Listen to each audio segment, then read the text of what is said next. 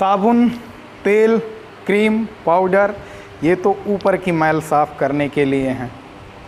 अगर अंदर का मैल साफ़ करना है और अंदर का मैल पूरी तरह से हटाना है तो ज्ञान अर्जित करना होगा, अपने ज्ञान को बढ़ाना होगा। तो आइए इसी उद्देश्य के साथ, जय हिंद दोस्तों, स्वागत है आप सभी का पीमैक्स क्लासेज की यूट्यूब चैनल पर। तो आज हम पढ़ेंगे रासायनिक बलगतिकी का 5वां पार्ट, और ये है सबसे इम्पॉर्टेंट टॉपिक है। रासायनिक बलगतिकी का सबसे इम्पॉर्टेंट है, सबसे ज़्यादा क्वेश्चन इसी से पूछा जाता है और लॉन्ग में भी पूछा जाता है। क्या है वो टॉपिक? प्रथम कोट की अपक्रिया।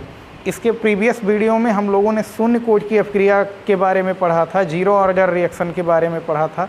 तो आज हम लोग पढ़ेंगे प्रथम कोट की अपक्रिया। और प्रथम कोट की अपक्रिया की परिभाषा क्या है, प्रथम कोट की अपक्रिया का समाकलित वेग समीकरण क्या है, इंटीग्रेटेड रेट लॉ क्या है, उसके ग्राफ्स क्या हैं, कुछ टाइम के रिस्पेक्ट में ग्राफ कैसे कैसे बनेंगे, उसके कैरेक्टरिस्टिक्स क्या हैं और उसके एग्जाम्पल्स क्या हैं। और इस पर न्यूमेरिकल्स भी बहुत पूछे जाते हैं, न्यूमेरिकल हर साल आते हैं लगभग, तो उसके न्यूमेरिकल का भी डिस्कशन होगा। और इसको आज प्रथम कोट की अपक्रिया से रिलेटेड जितनी भी डाउट होंगी, अगर एक बार में पूरी तरह से बात समझ में ना आए तो इसको 2 बार देख लीजिए, 2 बार में आई गारंटी पूरी तरह से एकदम वेल मेंटेन क्या कर जाओगे, इसको अच्छे समझ लोगे। तो हेडिंग लगा लीजिए, प्रथम कोट की अपक्रिया। प्रथम कोट की अपक्रिया, first order reaction, first order reaction, प्रथम कोट की अपक्रिया, फर्स्ट ऑर्डर रिएक्शन। सबसे पहले डिफिनीशन की बात करेंगे। What is the definition of first order reaction? Definition, परिभाषा, ठीक है। तो परिभाषा क्या है? ऐसी रासायनिक अपक्रिया जिसकी दर, बार बार बोल रहे हैं, स्पीड, वेग, ठीक है, रेट अभिकारक की सांद्रता के समानुपाती होता है, अर्थात अभिकारक की सांद्रता पर डिपेंड करता है। बात समझ में आई? उसे क्या बोलते हैं? प्रथम कोट की अपक्रिया। ऐसी रासायनिक अपक्रिया जिसमें अपक्रिया की दर अभिकारक की सांद्रता के समानुपाती होता है, क्या कहलाता है? प्रथम कोट की अपक्रिया, ठीक है। शून्य कोट में क्या था? निर्भर नहीं करता था प्रारंभिक सांद्रता पर, जो दर था अपना। तो प्रथम कोट की अपक्रिया में क्या होता है? प्रथम कोट की अपक्रिया, एक बार फिर से रिपीट कर रहे हैं, such in this reaction the order of reaction, the rate of reaction is directly proportional to concentration of reactant, ठीक है। ऐसी अपक्रिया जिसमें अपक्रिया की दर अभिकारक की सांद्रता के समानुपाती होता है या निर्भर करता है, क्या कहलाता है? प्रथम कोट की अपक्रिया। तो इसके लिए ज़रा एग्जाम्पल समझते हैं प्रथम कोट की अपक्रिया का। 1 मिनट।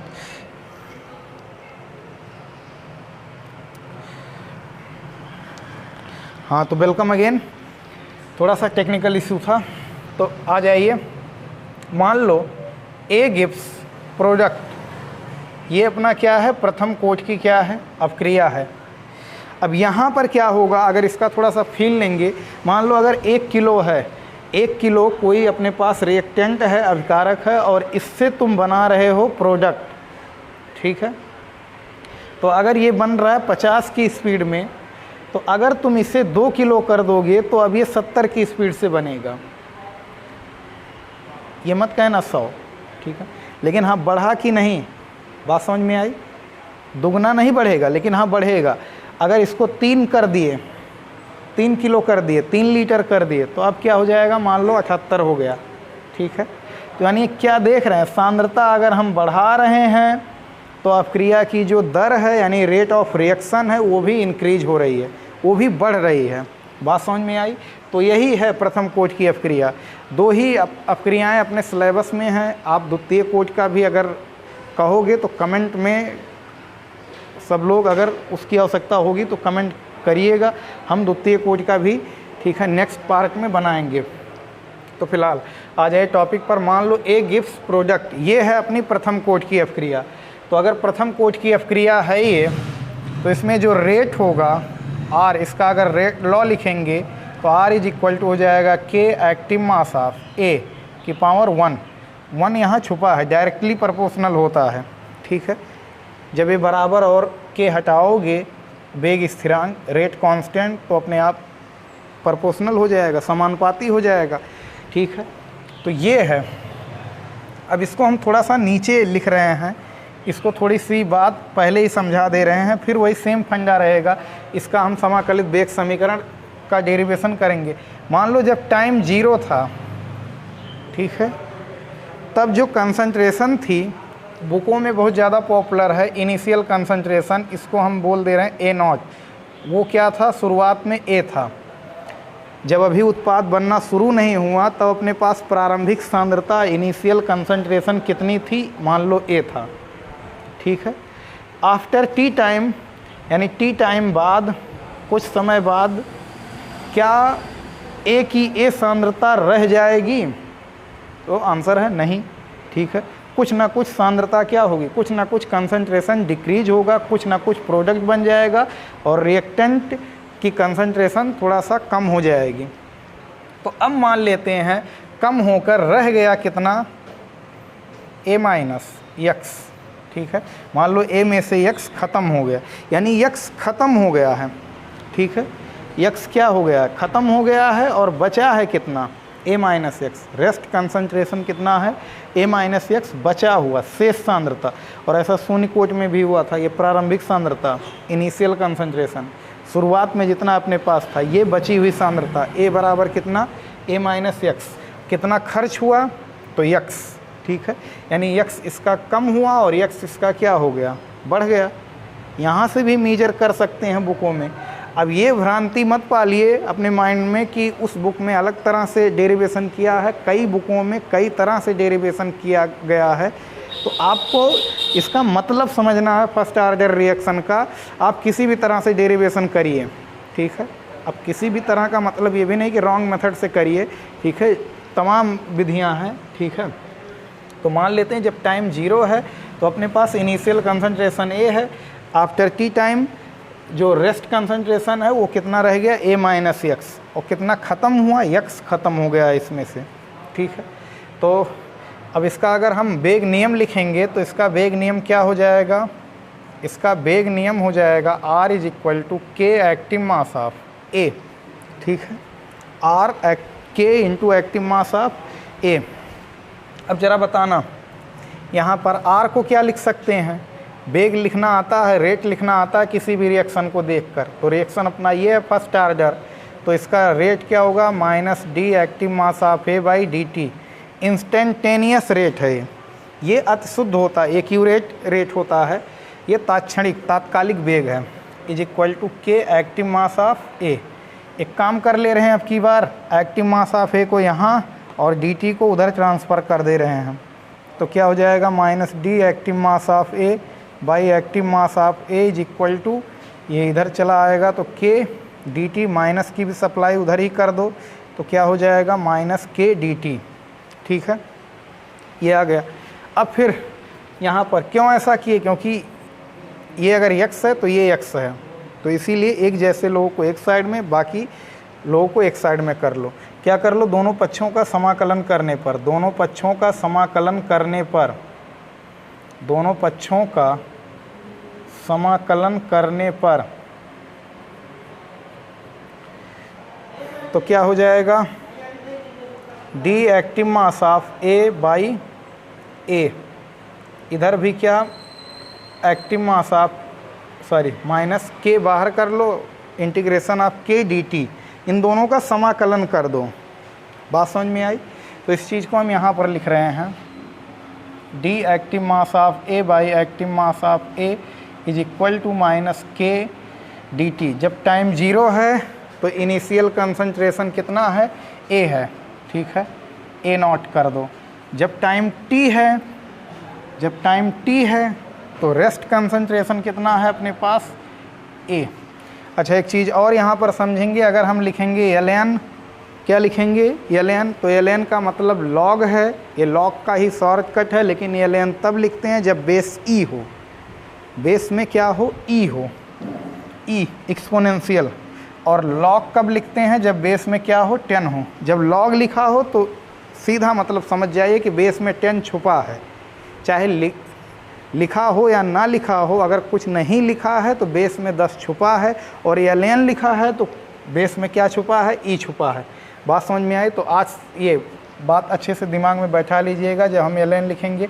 और एक चीज़ और, अगर ln को हमें log में बदलना है, ln x को बदलना है log x में, तो कोई दिक्कत नहीं, 2.303 से आगे क्या कर देते हैं? गुणा कर देते हैं। यहाँ बेस में कितना छुपा है? ई। यहाँ बेस में क्या छुपा है? 10। तो जब भी log x बेस ई को log x बेस 10 में बदलना होता है तो 2.303 से उसमें क्या कर देते हैं? गुणा करते हैं। ठीक है, तो ये है फंडा, ये इसको नोट कर सकते हैं। तो आ जाए टॉपिक पर। तो कहाँ थे हम? इसको समझ चुके हैं। ये वेग नियम होगा प्रथम कोटि की अपक्रिया का। ये रेट क्रॉस मल्टीप्लाई किए कुछ और दोनों पक्षों का क्या कर दिए? समाकलन। dA/a का इंटीग्रेशन हो जाएगा ln a। क्या हो जाएगा? ln a। dx/x का होता है ln x, dy/y का होता है ln y, dp/p का होता है ln p। ठीक है, dA/a का होगा ln a। ठीक है, तो वैसे dA/a का क्या हो जाएगा? ln a। ये हो जाएगा लोअर लिमिट। ठीक है, अपना इसको ऐसा लगाने की ज़रूरत नहीं है, ऐसे ही रहने दो। ये लोअर लिमिट और ये क्या? Upper limit. माइनस के बाहर हो चुका है, dt का समाकलन t, d से इंटीग्रल हट जाएगा 0 और t। अपर लिमिट रखेंगे, जब a की जगह अपर लिमिट रखेंगे तो क्या आ जाएगा? log active mass of a, minus a की जगह रखेंगे log active mass of a naught is equal to minus k। Upper limit put करोगे तो t की जगह t और फिर एक बार 0। बात समझ में आई? तो ये समझ चुके होंगे। तो क्या हो जाएगा? log active mass of a minus log active mass of a naught is equal to minus kt। बात समझ में आई? अब यहाँ पर क्या करेंगे? इस माइनस की सप्लाई हम इधर करवा दे रहे हैं तो ये अपने पास आ जाएगा फॉर्मूला। फिलहाल इसको समीकरण 1 भी समझिएगा। ठीक है, यहाँ से थोड़ा सा ग्राफ बनाएंगे हम लोग जब लक्षण में, तो इसका भी यूज करेंगे। अब क्या करेंगे? इस माइनस की सप्लाई इधर करवा दो तो ये प्लस बन जाएगा, ये क्या हो जाएगा? माइनस। जब माइनस का पक्षांतर इधर करोगे तो माइनस वाला प्लस और प्लस वाला माइनस, तो इसको उल्टा लिख ले रहे हैं हम। क्या हो जाएगा? log active mass of a naught minus log, sorry यहाँ पर क्या कर लीजिए? ln कर लीजिए, सॉरी यहाँ पर ये क्या हो जाएगा अपना? ln a minus ln active mass of a not, तो क्या हो जाएगा? इज इक्वल टू इतना, और फिर से इसी चीज़ को लिख ले रहे हैं तो ln, बल्कि माइनस की सब, चलो ठीक है, ln a minus ln active mass of a not. अब फिर से पूरा रिवर्स करेंगे तो फिर बहुत लंबा हो जाएगा। ठीक है, यहाँ पर समझ लीजिए आप लोग। इस माइनस की सप्लाई हम इधर कर देंगे तो ये प्लस ये माइनस हो जाएगा, तो क्या आ जाएगा अपने पास? ln a naught minus ln a is equal to क्या? kt। और इसको समीकरण 1 समझिएगा। बात समझ में आई? अब क्या होगा? log m minus log n का फॉर्मूला जानते हैं, क्या होता है? ln a naught divide by a log m by n, log m minus log n is equal to kt। यहाँ से उल्टा लिख दे रहे हैं, पूरा उलट दे रहे हैं, तो क्या हो जाएगा? kt is equal to ln active mass of a naught by a। अब यहाँ ln लिखा है तो इसका मतलब कितना छुपा है? बेस में e छुपा है। ठीक है, अब बेस e को अगर हमें क्या बनाना है? बेस 10 बनाना है, तो इसको लिखना पड़ेगा kt इज इक्वल टू 2.303। ये हो जाएगा log active mass of a naught divide by active mass of a, और बेस में यहाँ 10 छुपा है। नहीं भी लिखा रहे तो log लिखा हो तो इसका मतलब बेस क्या है? 10 है। ठीक है, इस टाइम को इधर से ट्रांसफ़र करो, पक्षांतर कर दो तो k इज इक्वल टू आ जाएगा 2.303 divide by t into log active mass of a naught by active mass of a, base में 10 है। ये आ गया अपना फर्स्ट ऑर्डर रिएक्शन का समाकलित वेग समीकरण, integrated rate law. Most important formula, समझ रहे हैं ना? और इसी चीज़ को बुकों में ये भी लिखा रहता है, या k is equal to 2.303 by t into log base 10 active mass of A naught को हम लोग क्या बोल देंगे a, और रेस्ट कंसंट्रेशन को एक्टिव मास ऑफ ए को क्या लिख सकते हैं a माइनस एक्स। ठीक है, तो इस फॉर्म में भी हम क्या कर सकते हैं, लिख सकते हैं। तो ये है अपना रेट कांस्टेंट, ये है टाइम, ये है इनिशियल कंसंट्रेशन, ये है रेस्ट कंसंट्रेशन, और ये क्या है, ये जो ख़त्म हुई है कंसंट्रेशन, वो वाली कंसंट्रेशन है, कितना ख़त्म हुआ। तो इसको स्क्रीनशॉट ले सकते हैं। ये है डेरिवेशन, ये इक्वेशन याद रखे रहना, इसका इस्तेमाल अभी किया जाएगा, इसका तो इस्तेमाल करेंगे, और जब 2.303 हटा देंगे तो तुरंत बन जाएगा ln, और ln में बेस ई छुपा रहता है। लॉग लिखा है तो बार बार अगर नहीं भी लिखेंगे तो उसका मतलब बेस आप लोग 10 समझेंगे।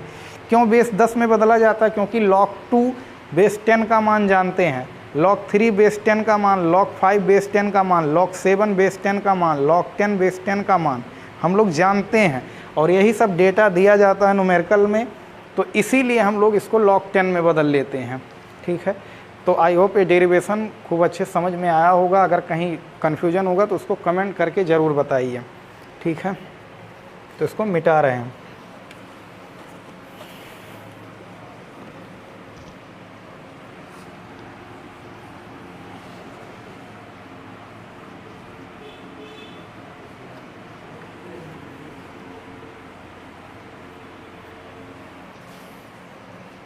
तो यहाँ पर फिर से हम ये समीकरण लिख दे रहे हैं, ln active mass of A minus ln A naught is equal to minus K t. इसको समीकरण नंबर 1 माने थे। ठीक है, और अभी अभी जो आया है integrated rate law, k is equal to 2.303 by t into log A by A minus x base 10, या इसी चीज़ को क्या लिख सकते हो, एक फार्मूला और है, नया फार्मूला वो नहीं है, मतलब उसी को अपना अपना स्टाइल है सबका लिखने का।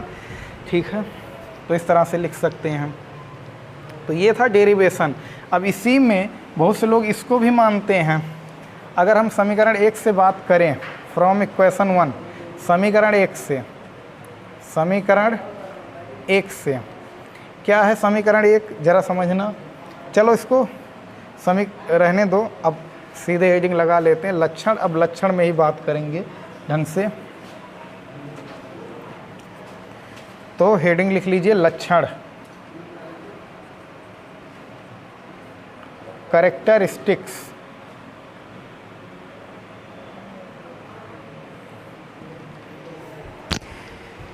कैरेक्टरिस्टिक्स क्या है, कैरेक्टरिस्टिक्स लक्षण। पहला लक्षण है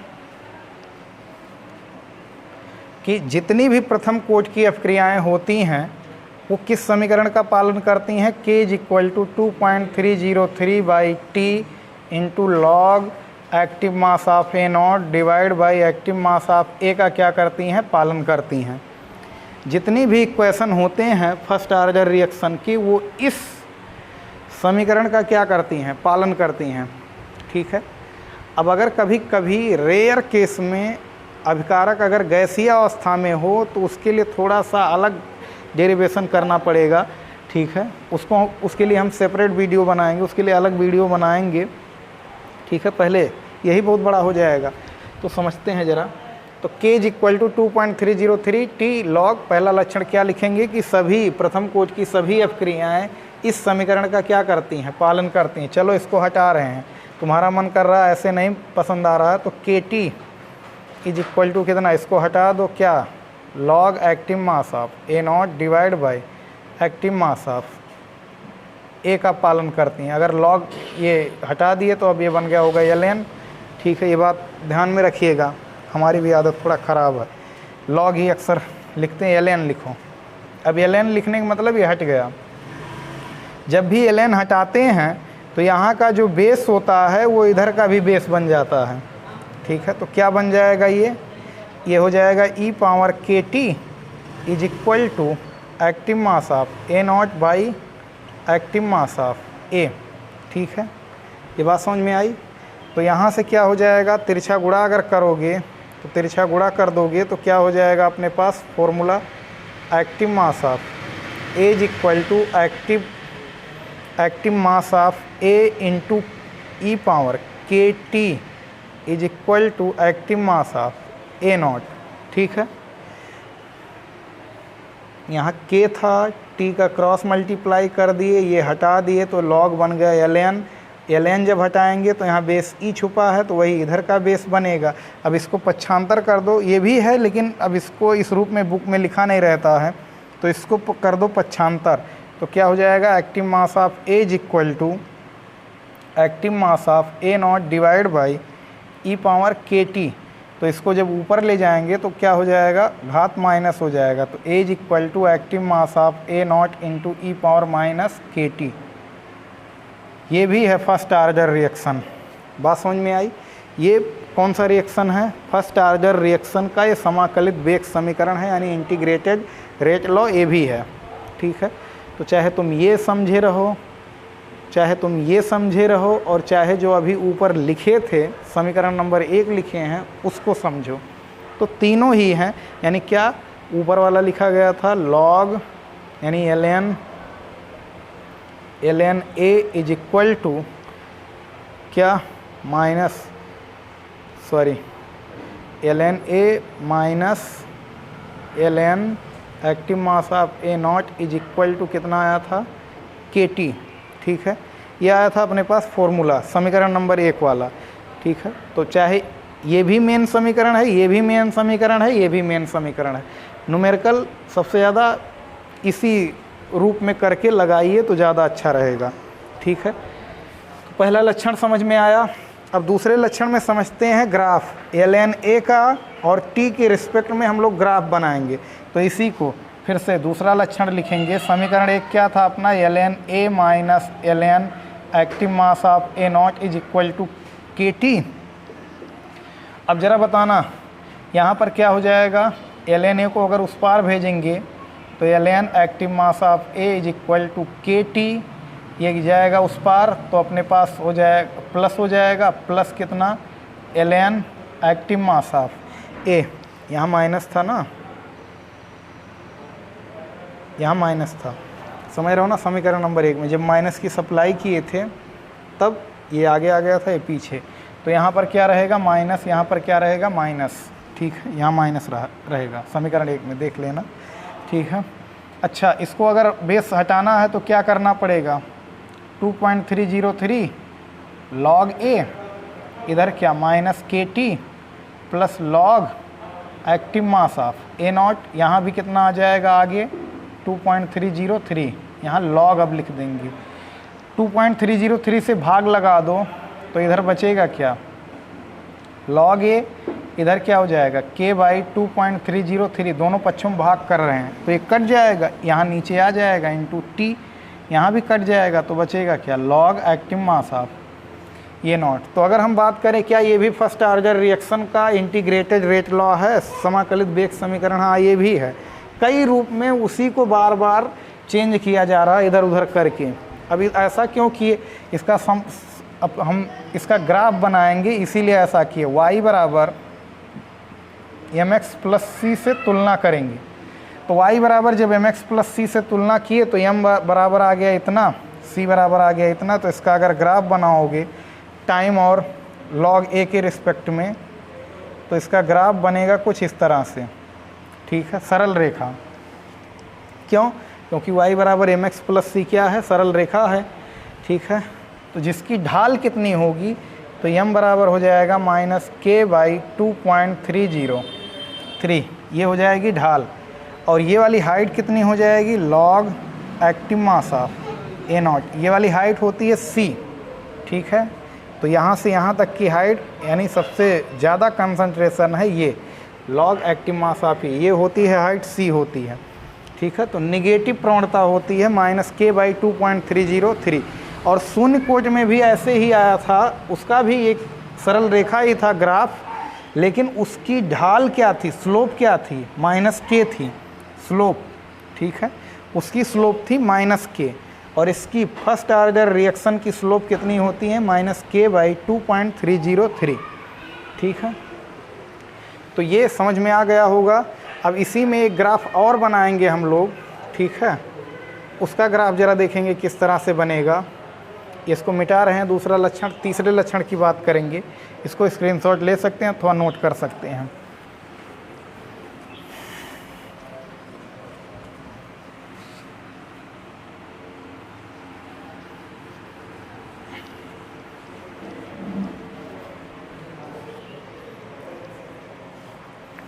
चूँकि तीसरे लक्षण में बात करेंगे, के टी इज इक्वल टू आया था ln active mass of A naught by a, ठीक है।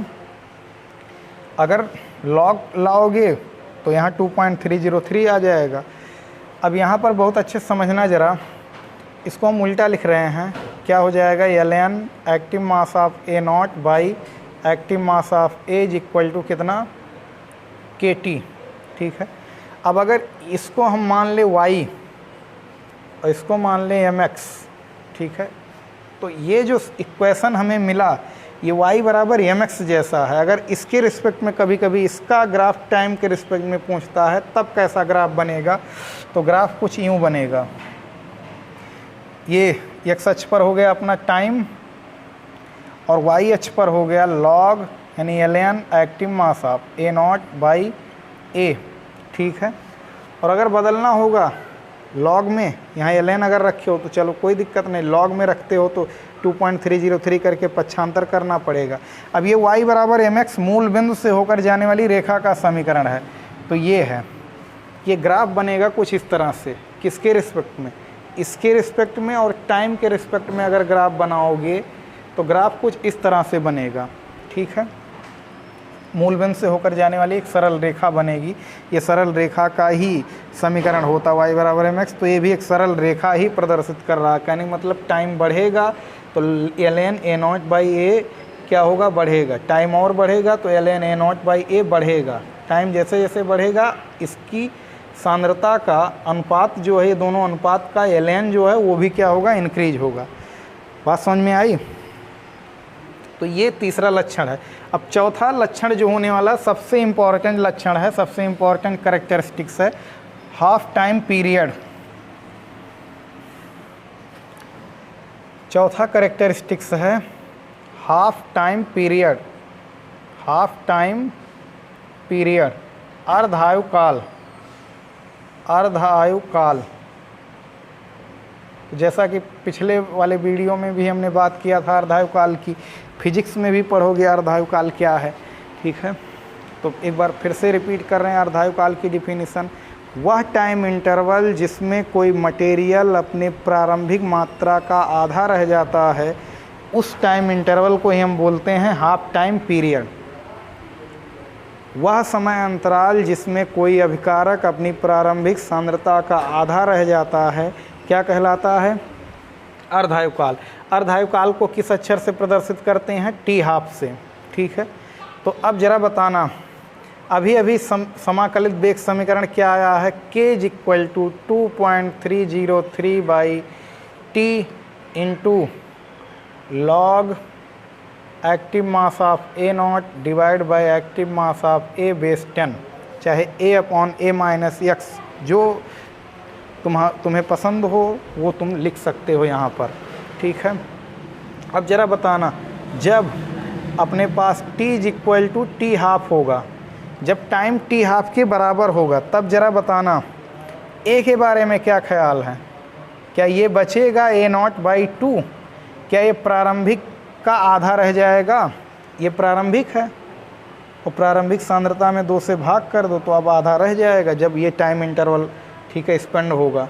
तो अब यहाँ पर लाकर रखेंगे, hence k is equal to 2.303 by t, नहीं टी हाफ, बात समझ में, टी की जगह टी हाफ क्या हो जाएगा, लॉग ए नॉट को ए नॉट ही रहने दो, डिवाइड बाई ए की जगह हम लोग रख सकते हैं active mass of A naught by 2, तो 2 जाएगा ऊपर, ए नॉट से ए नॉट कट जाएगा, ठीक है। बेस में 10 छुपा हुआ है तो k इज इक्वल टू हो जाएगा 2.303 बाई टी हाफ गुणे log 2 बेस 10। log 2 बेस 10 का मान बच्चा बच्चा जानता है हिंदुस्तान में कितना होता है, 3010 होता है। इसका गुणा करोगे जब के में तो गुणा करके आप लोग देख लेना, हमको याद है 0.693/t½ ये आ गया अर्धायुकाल का व्यंजक। किस ऑर्डर का? फर्स्ट ऑर्डर का। यानी यहीं से अगर हम t½ निकालें तो t½ इज इक्वल टू कितना हो जाएगा 0.693 डिवाइड बाई कितना k। ये अपना आ गया अर्धायुकाल का समीकरण। ठीक है, ये अर्धायुकाल का समीकरण आ गया। अब ज़रा समझते हैं क्या देख रहे हैं यहाँ पर, बड़ा ही मज़ेदार किस्सा होने वाला है। यहाँ देख रहे हैं जो अर्धायुकाल है वो किसी पर निर्भर ही नहीं करता है। बात समझ में आई? यहाँ पर अर्धायुकाल किसी पर निर्भर ही नहीं करता। किसी पर माने किस पर बात किया जा रहा है? अभिकारक की सांद्रता से इसको कोई लेना देना नहीं है। यानी अगर वो 5 किलो है तो 5 किलो से 2.5 किलो अगर होने में फर्स्ट ऑर्डर रिएक्शन वाले किसी अभिकारक को 5 किलो से 2.5 किलो होने में अगर 1 दिन लग रहा है तो 50 किलो से 25 किलो होने में भी कितना दिन लगेगा? 1 दिन लगेगा। और 1 टन से आधा टन होने में कितना दिन लगेगा? 1 दिन। ये इम्पॉर्टेंट है, बहुत ही इम्पॉर्टेंट क्वेश्चन यहाँ से बनता है। ठीक है, प्रथम कोट की अपक्रिया का अर्धायुकाल अभिकारक की सांद्रता पर निर्भर करता है? नहीं। शून्य कोट की अपक्रिया का अर्धायुकाल अभिकारक की सांद्रता पर निर्भर करता है? यस। ठीक है, निर्भर करता है। बात समझ में आई?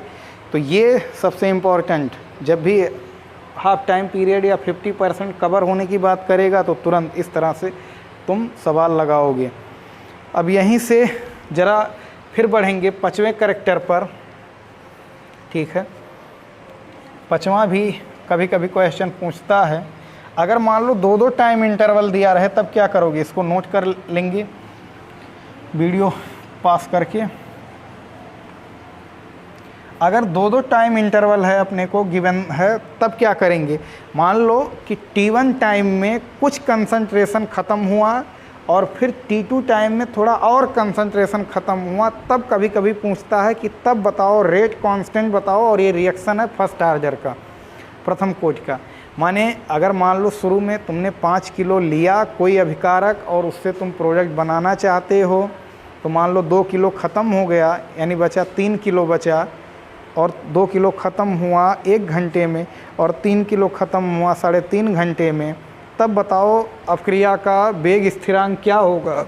तो अगर इस तरह से आ जाए तब क्या करेंगे? तो अभी फिर वही पकड़ेंगे।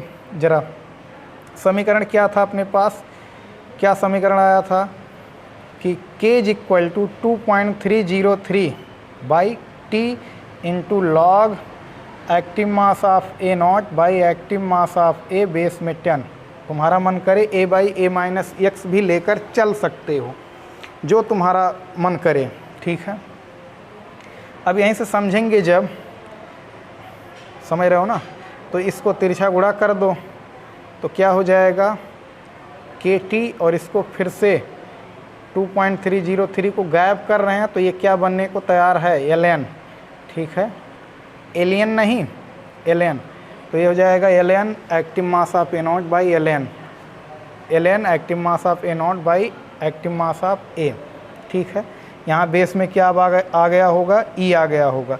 फिर log m/n क्या हो जाएगा अपने पास? KT is equal to log ln active mass of A0 minus ln active mass of A। इसको इस पार बुलाओ, इसको इस पार भेजो, तो क्या हो जाएगा यहाँ पर? ln active mass of A, ये इस पार जाएगा अपना, तो माइनस KT प्लस कितना? ln active mass of A0। अब ज़रा बताना, जब T is equal to T1 तब A इज इक्वल टू क्या हो जाएगा? A1 मान ले रहे हैं। जब T is equal to T1 यानी कोई पर्टिकुलर टाइम ख़त्म हुआ तो मान लो सांद्रता कितनी ख़त्म हुई? A1 ख़त्म हुई, मतलब बची सांद्रता कितनी है? सॉरी, A1 सांद्रता बची है। यहाँ पर रख दो, क्या हो जाएगा? ln A1 is equal to minus KT की जगह तो T1 हो जाएगा। ये तो अपना चुपचाप साइलेंट रहेगा। ठीक है, शुरुआती तो वही रहेगा। समीकरण नंबर 1, ये 5वां लक्षण है अपना। जब T T is equal to T2। जब टाइम कुछ और बीत जाएगा या कुछ अलग टाइम होगा तो क्या उतनी ही कंसंट्रेशन रहेगी? आंसर है नहीं, कुछ दूसरी कंसंट्रेशन रह जाएगी। A is equal to A2। तब जरा बताना क्या होगा? इसी में रखेंगे ln A2 is equal to minus KT2 plus ln A0। तो ऐसे ज्यों का त्यों रहेगा। क्या कर दो? समीकरण 1 में से समीकरण 2 घटाने पर, समीकरण 1 में से समीकरण 2 घटा दो तो घटाने पर साइन क्या होता है? चेंज होता है। ये साइन चेंज होगा, क्या हो जाएगा यहाँ? ln A1 minus ln A2 is equal to, ये प्लस हो गया तो KT2 माइनस KT1 उल्टा लिख ले रहे हैं, प्लस वाला पहले लिख ले रहे हैं। ऐसे यहाँ पर ये तो साफ हो जाएगा, ठीक है। क्या हो जाएगा यहाँ पर भैया? तो ये हो जाएगा ln A1 minus ln A2 is equal to K कर लिए कॉमन तो हो गया T2 माइनस T1। इसको उल्टा लिख ले रहे हैं तो उल्टा यहाँ लिख रहे हैं, क्या हो जाएगा? K T2 minus T1 is equal to ln A1 minus ln A2। यहाँ फॉर्मूला बनेगा log m minus log n का, तो फॉर्मूला लगाएंगे तो क्या हो जाएगा? K T2 minus T1 is equal to ln A1 by A2। फिर वही चीज़ ln को अगर हमें log में बदलना है तो कोई दिक्कत नहीं, बदलो 2.303 से आगे गुणा कर दो। अब ये log 10 हो गया, ये हो गया A1 बाई ये क्या हो गया? A2। यहाँ बेस 10 लगा देंगे, इस टाइम को पक्षांतर कर दो तो K इज इक्वल टू आ जाएगा, यहाँ से थोड़ा कंजेस्टेड हो गया है तो K इज इक्वल टू हो जाएगा 2.303 बाई कितना? T2 minus T1। यहाँ हो जाएगा अपना log active mass of A1 by active mass of A2 base में 10। बात समझ में आई? तो ये हो जाएगा। अगर अलग अलग टाइम इंटरवल अपने को दिया गया है, अलग अलग टाइम है, अलग अलग टाइम में अलग अलग कंसंट्रेशन बची हुई है, तब रेट कांस्टेंट निकालने का ये फॉर्मूला है, ठीक है। तो इसमें डेरिवेशन बहुत ही ज़्यादा हैं। तो ये थे लक्षण, 5 लक्षण थे जिसमें कुछ ग्राफ था और समाकलित वेग समीकरण था। बार बार पढ़िए अभी, ठीक है। तो ये आपको अच्छे समझ में आ जाएगा। इसको मिटा रहे हैं, स्क्रीनशॉट ले सकते हैं अथवा वीडियो पॉज करके नोट कर लीजिए अच्छे से। जहाँ डाउट हो वहाँ कमेंट करके ज़रूर पूछिए, ठीक है। मिटा दें इसको। अब चलते चलते इसके 1-2 एग्जाम्पल समझ लेते हैं। इसके एग्जाम्पल्स क्या हैं? तो इसके एग्जाम्पल्स हैं,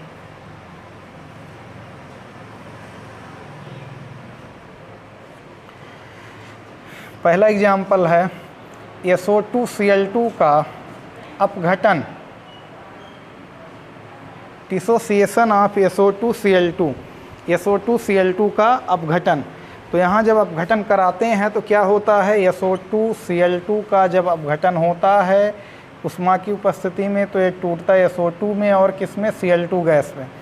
तो अब ज़रा बताना यहाँ पर क्या बनता है। यहाँ अगर रेट लॉ हम लिखेंगे तो R बराबर क्या हो जाएगा? K SO2Cl2 के पावर कितना? 1।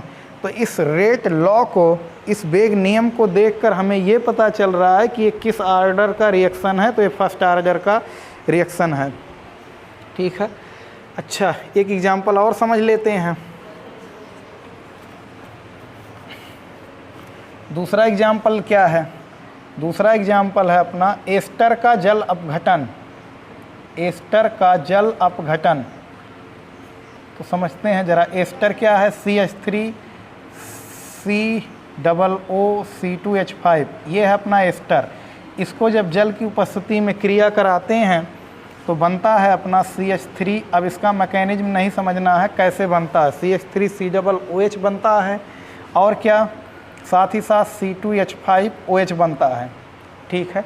एथिल एसीटेट बनता है, यानी सॉरी एसीटिक अम्ल बनता है और एथिल अल्कोहल बनता है। ये तो है अपना एथिल एसीटेट जब जल अपघटन होता है।